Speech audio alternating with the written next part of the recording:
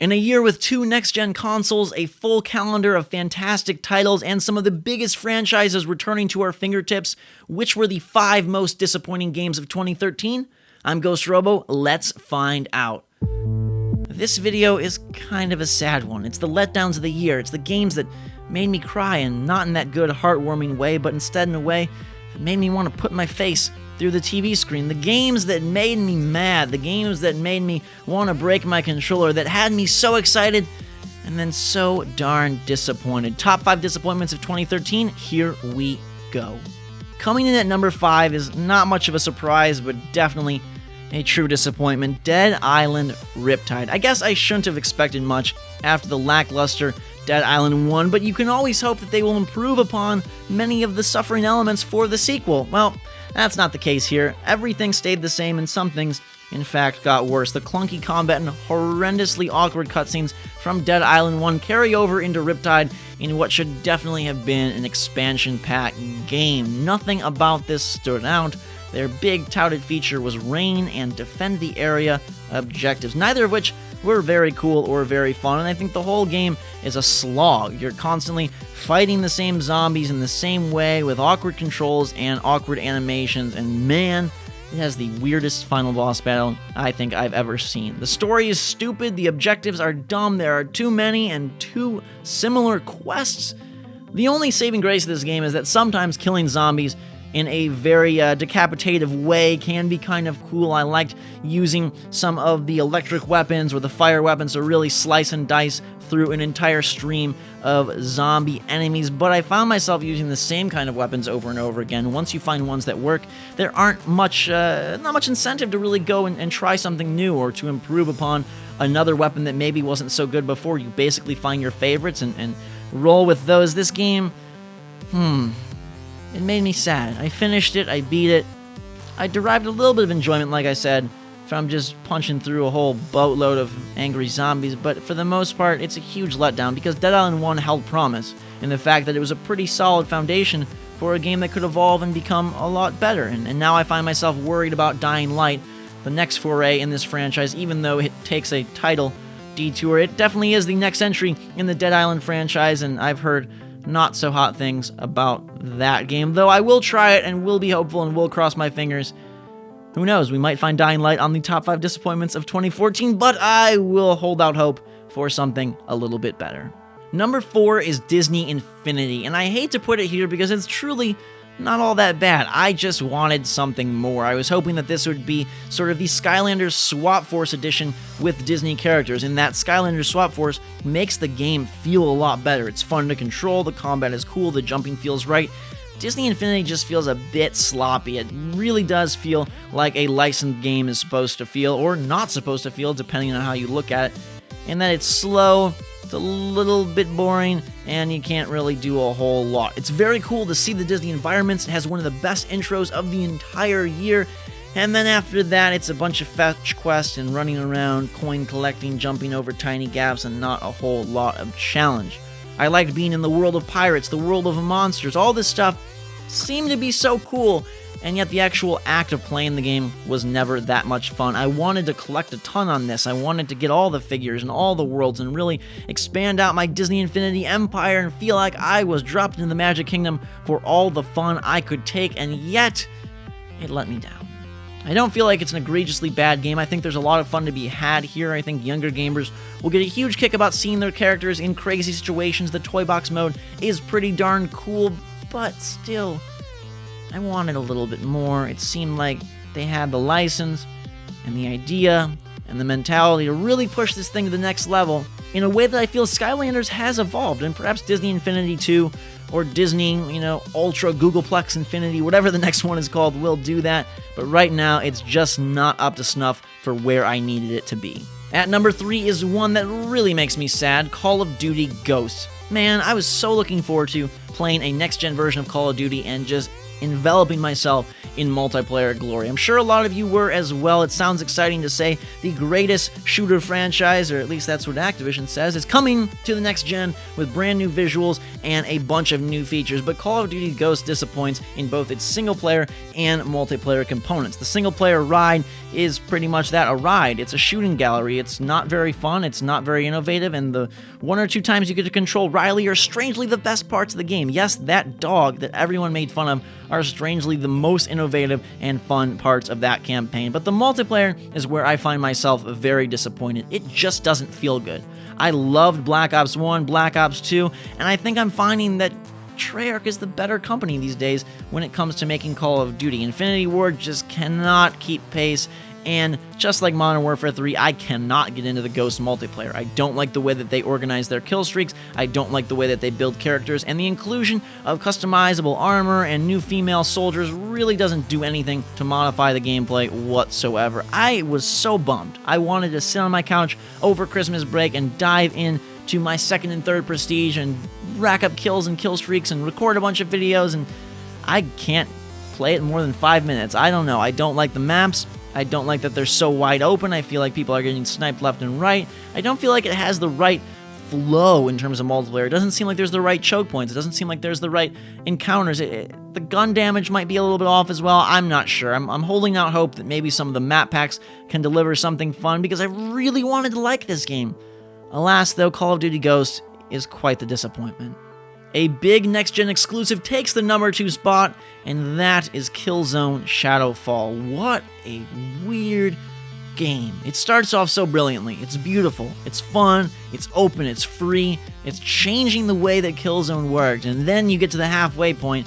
You're feeling on such a high. This is next-gen gaming. It looks incredible. The gunplay is really solid. It's the best Killzone yet. And then everything falls apart. It crumbles down faster than just about anything. It takes a dive straight to the ground and delivers some of the most boring, monotonous missions I have ever played. As a shooter, it goes from fun and potentially new, explorative, free, open, to just arena battles full of tons of enemies, mashing on the triggers, firing overpowered weapons, dying repeatedly. Ugh. The story gets convoluted and dumb towards the end, and the final encounter is nothing to write home about. I was so bummed about this one. I really thought it would stand out as one of the best next-gen games. I was holding out hope that Killzone would be the shooter of the year. I loved Killzone 2 and 3, I really did. The saving grace here is that the multiplayer is pretty fun, and so I still think it's worth playing for most PS4 people, but the single player, it's really, really not so good. It's like two different teams designed it, or they ran out of time and had, 8 months to develop the first half and 1 month to develop the last half, because it's such a disparate situation. The first half is so good, and the second half is so bad. I almost wish they would have alternated one good level, one bad level, one good level, one bad level. Instead, they pile the front with fun, and they leave all the poop in the caboose. It's just a very rotten experience when all is said and done, and I did not want to finish it. I went from being so excited to barely wishing to play anymore. It took me forever to finish the game because the last few missions are dumb. They're really dumb. There's a strange emphasis on stealth, and yet they don't provide a cover system. It's a mess. It's a mess. It's a launch game, so I give it a little bit of a break there, but all in all, Killzone Shadowfall really stinks. The multiplayer is cool. I think it delivers a very exciting take on that because it modifies the rounds as you go. A little bit of deathmatch, a little bit of capture the flag, a little bit of search and destroy, all sorts of good stuff in that multiplayer, and I still think that's a fun experience. The controls are tighter than they've been before. The PS4 controller is great. It's a nice showpiece for how shooters can succeed on the PlayStation system and on the DualShock 4. But that single player, what's supposed to be touted as like the best pinnacle next-gen experience for PlayStation consumers, turns out to be a dud in the water. Ugh, Killzone Shadowfall, you broke my heart. Taking the number 1 spot, donning the crown of crap, the most disappointing game for me in 2013 was Grand Theft Auto 5. I'm not saying this for shock value. I truly believe that this game was a huge letdown, at least for me. It's my opinion. You're entitled to your own. I know a lot of people love it, and that's perfectly cool. But let me tell you why this one stunk for me. I think it's stupid. I think the game itself is not very fun. If you want a chauffeur simulator, then sign yourself up, because Grand Theft Auto 5, most of it takes place transporting yourself or another character from point A to point B. A lot of the cool action, you're not really doing much. A button press here, a cutscene there, you're not really involved in most of it. I feel like the shooting is better but not great, and I think the characters are just abominations. I think this is the most messed up, sickest world, and a horrible, horrible statement on humanity. There's not this many bad people. There truly aren't. Yeah, there's a lot of downers and a lot of bad dudes and criminals, but not everybody is just like the bane of anything kind and good. Michael, Trevor, they are horrifying. And if you want to say that Franklin kind of redeems the cast, no, he really doesn't. He's not very nice either. These people are just messed up psychopaths, and it's basically an exercise in wreaking havoc and terror across the fictional LA. I'll give them credit for creating a gorgeous city. Man, that's a cool LA. I want to explore that and play around in that, but unfortunately, the things that you're doing, I just don't find fun. I think the hype of GTA really just drops this cloud of goo over people's heads, and they don't see that the mechanics and actual game that exists is not very good. What are you doing for the most part? You're driving around, you're locking on and pressing the right trigger. That is most of the game. You're awkwardly controlling these characters that still don't move exactly how they should move. You're wading through a bunch of cutscenes and a bunch of dialogue for a few moments of action, and it's just a real disappointment. I wanted this game to be so good. I wanted to love it so much. I really did give it a fair shake. I tried hard to find the good golden nuggets underneath the surface, and I can't. I think that it does a lot of cool things. I think it's quite the crowning achievement from a technical standpoint, from a world-building standpoint, from a huge, massive city realism, doing all these things, 3 characters, insta-switching standpoint. There's a lot of cool stuff there. I just feel like the underlying moment-to-moment action is boring, dull, and just really unnecessarily brutal. I'm not saying you can't have a game that's gory, I'm not saying you can't have a game that's violent, but these people, their answer to everything is to go shoot somebody in the head.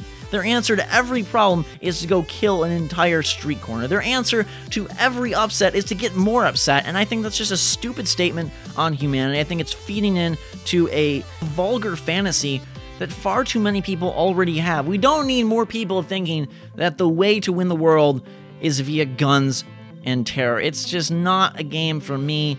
I don't find it to be appealing in any way, and even setting the crummy story aside and the horrifyingly bad characters aside, still the gameplay isn't very fun. I can name off a dozen other games where what you're doing is more enjoyable, and because they have this big open world, and because everybody loves GTA, and because it's Rockstar, and because it's the biggest release of the year, and it sells millions of copies, and blah blah blah, everyone wants to think it's so good, and it's almost one of those instances where because everybody loves it, you inevitably love it, and you love it because they love it, and they love it because you love it, and everybody feels like they're obligated to love it. No!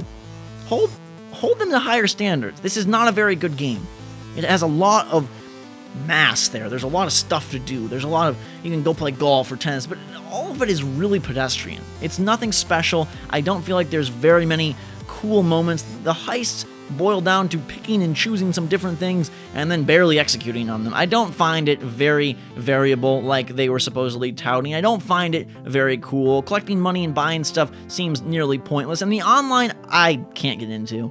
I don't find GTA 5 very good at all. If you love it, kudos to you. That's great. Hold nothing against you. I don't think you're wrong. For me, it just falls completely flat. I think that the gameplay, again, is boring. I think there isn't a whole lot of fun to be had no matter what activity you're taking part in, and I think those 3 characters, Michael, Trevor, and Franklin, are just awful people that I don't want to spend any time with. Grand Theft Auto 5 is my most disappointing game of 2013. Well, there you have it, the downer list of disappointments. It's not all bad, though. I have a top 5 surprises and a top 10 game of the year list up as well. Find those links on the top of the video or down in the description, and let me know what your disappointments of 2013 were in the comments below. Do you agree with what I selected as my 5 losers, or do you think that some of them were truly winners and I just missed the mark? Either way, I'm curious to know what you think. Let me know. Let's discuss it. Till next time, guys and girls, thanks so much for watching. If you enjoyed the video, hit that like button, add your favorites, all that good stuff. Drink some hot chocolate, have a fantastic day. We will see you all later.